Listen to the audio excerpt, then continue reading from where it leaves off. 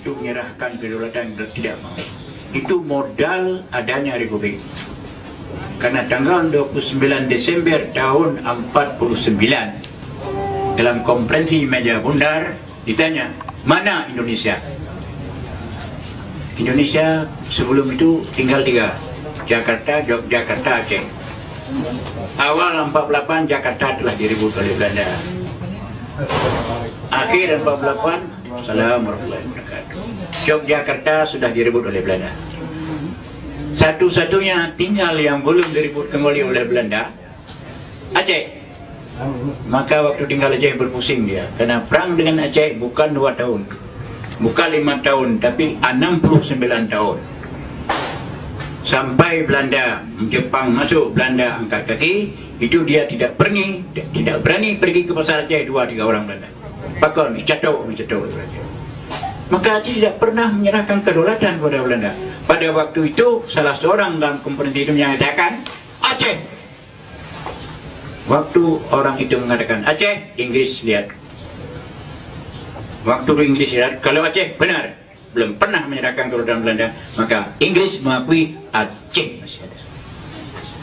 Maka diakui oleh dunia Islam semuanya. Maka adalah Indonesia ini dengan masih ada Aceh. Jadi tidak sama Aceh dengan Irian. Menderita ya sama. Tapi itu modalnya oleh Aceh dulu. Bung Karno 4 kali datang ke Aceh. Datang pertama minta dukungan rakyat Aceh, ulama dan rakyat Aceh. Atas dasar apa saya bantu pada Abu Daud beri? Atas dasar kebangsaan, saya tidak mau. Karena ulama-ulama dulu, pemimpin dulu Islam. Kalau ada dasar Islam, saya mau. Maka Soekarno mengatakan, saya akan berusaha mendirikan Republik ini atas dasar agama Islam, sekurang-kurangnya untuk Aceh. Tulis.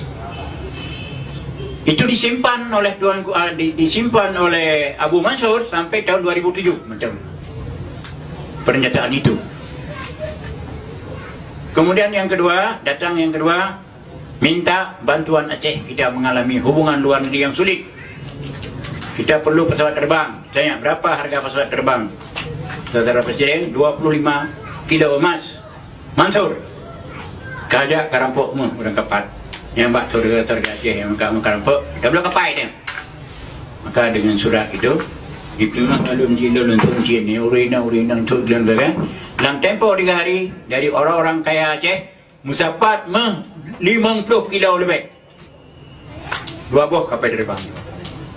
Tanda telah terima emas 50 sekian kilo dari Aceh untuk beli pesawat terbang, ditandatangani oleh Bung Karno, disimpan oleh Abu Mansur sampai 2007.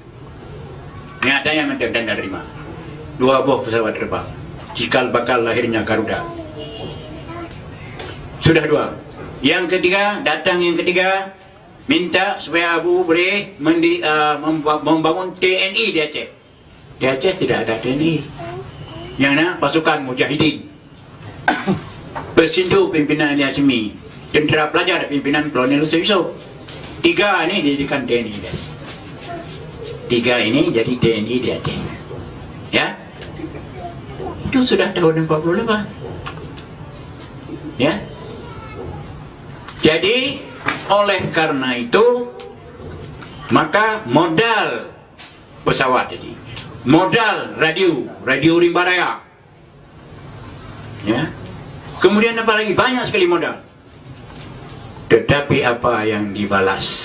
Saya katakan ini bukan di sini, tetapi di Gedung Merdeka di Bandung. Waktu berkumpul semua jenderal-jenderal pensiunan dan dengan ulama-ulama seluruh Indonesia di sana, saya katakan, apa yang dibalas untuk Aceh?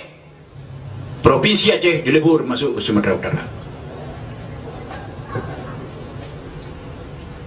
Angkatan pelabuhan Aceh dimatikan, Sabang. Kereta api Aceh dimatikan, yang dibangun oleh Belanda 1912. Itu belasan. Ayo susu dibalas ini, Tuba. Kalau saya ditembak mati sana sini, ini melanjutkan cita-cita perjuangan Tengku para Sultan. Saya katakan. Jadi sesudah itu diam. Kalau itu balasannya. Mukim di Aceh dihilangkan mukim karena daerah lain tidak ada mukim. ada 7 yang dijajah oleh Aceh. Oleh karenanya, kalau ini dilakukan seperti itu untuk orang Jogja, apa orang Jogja terima? Kalau seperti itu dilakukan kepada Aceh, dilakukan oleh orang Jakarta, apa Jakarta terima saja? Ya, jadi oleh karenanya, lihatlah Aceh dengan mata kepala, bukan sebelah mata, kalau bisa 2 belah mata.